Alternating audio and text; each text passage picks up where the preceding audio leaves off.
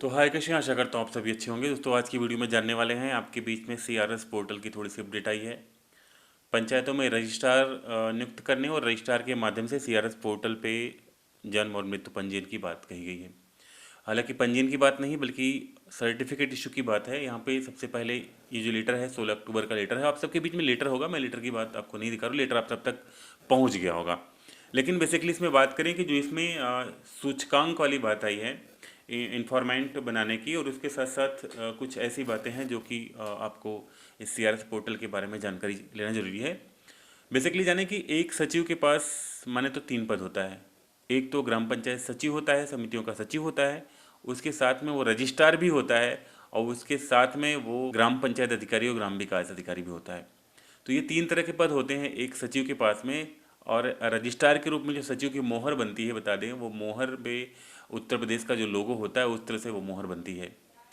तो जाने सचिव को काफ़ी पावर होता है, लेकिन इसमें पावर थोड़े से इंक्रीज किए गए हैं। अभी यहाँ पे आप देख सकते हैं कि लेखपाल जो प्राइमरी के शिक्षक हैं इनको भी रजिस्ट्रार बनाया गया है। अब बेसिकली इन्फॉर्मेंट की बात पे बात कर लें, बात को ढेर घुमाते नहीं है। मेन बात यहाँ पे ये है कि इन्फॉर्मेंट का मतलब ये है कि जैसे सचिव के पास कई क्लस्टर हैं, एक सचिव के पास 4, 5, 6 जो भी गांव है उस क्लस्टर में वो उनके पास है, तो वो और भी विभागीय कई काम है, तो वो डेली वहाँ पे उपस्थित नहीं होता है।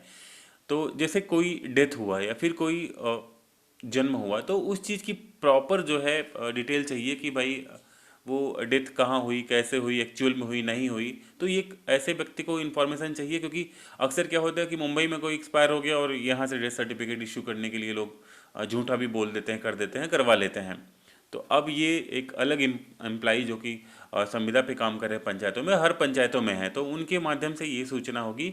और सूचना ही नहीं बल्कि वो डिजिटल है, तो उनके माध्यम से उस चीज़ को पोर्टल पर दर्ज भी किया जाएगा।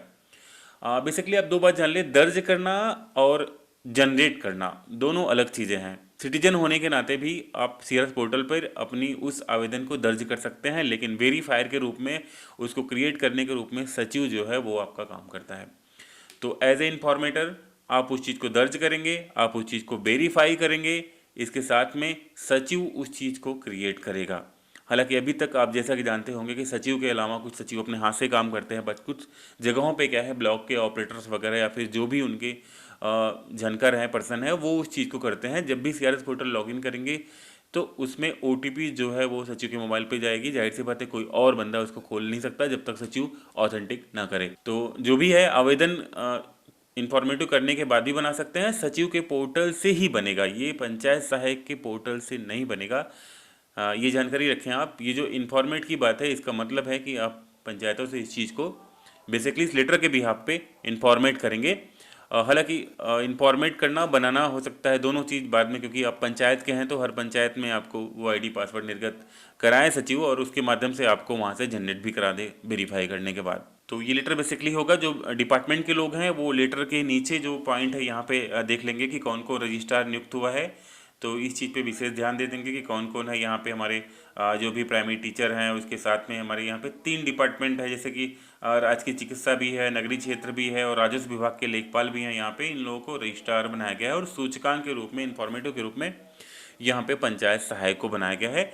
और एज इन्फॉर्मेट जो है सीआरएस पोर्टल पर ये पंजीयन और मॉनिटरिंग करेंगे। हालांकि जो भी ये लेटर है इनके पक्ष में भी है। लगातार अभी इनको इस तरह से सीआरएस के काम नहीं दिए जाते थे, लेकिन सीआरएस पे आपकी जब भी नियुक्ति पंचायत सहायक की होती तो सबसे पहले सीआरएस पे इनकी ट्रेनिंग भी हो चुकी थी, मेरे द्वारा खुद भी ट्रेनिंग करवाई गई है। तो सीआरएस का डिटेल आपके हमेशा जो गाइडलाइन है उसमें, आपका सिलेबस जो है उसमें हमेशा दिया गया है कि सीआरएस पे आपको काम करना है, और पंचायत का एक मूल काम सीआरएस है। तो आई होप आगे चल करके होगा। लेकिन ये जान लें कि सीआरएस जो भी है रजिस्ट्रार के माध्यम से ही निर्गत होता है, पंचायत सहायक उसको अप्रूव करके नहीं कर पाएगा। तो रजिस्टर के पास तो श्योर जाएगा, और रजिस्ट्रार जो है वो आपके सचिव बनाए गए हैं, तो उनकी आईडी से ही वो वेरीफाई होगा, बनेगा। आप उस पर एंट्री का काम कर सकते हैं। आई होप वीडियो में इस लेटर का जो कंक्लूजन है अपडेट हो गया होगा। वीडियो अच्छी लगी तो लाइक करिएगा, चैनल पर अगर नया हो तो सब्सक्राइब कर लीजिएगा। मिलते कहते रहो वीडियो में, तब तक ले जाए। बाय दोस्तों।